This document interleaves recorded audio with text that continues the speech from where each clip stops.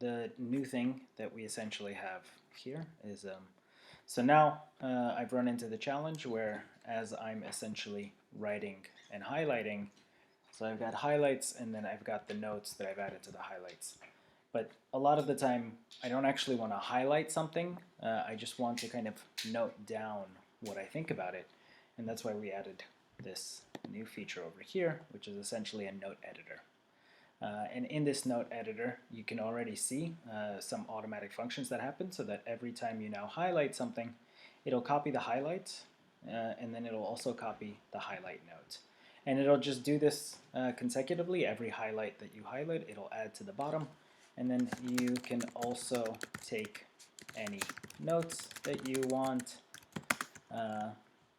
It's got the formatting, you can kind of play with it. And then essentially it just saves that.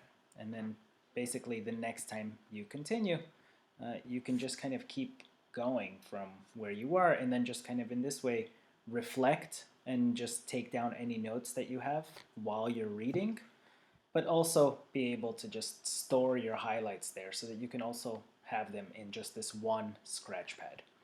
And so these are essentially your highlight notes, and you can see I was reading the checklist manifesto, and so when we open it up, you see the notes there, right?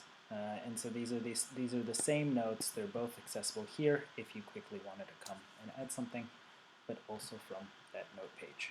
So yeah, and some last kind of interesting features that we have about that is quite simply that similar to everything else, this thing also has a nice dark mode feature. So yeah, there you go. That's the latest and greatest from Lurnby.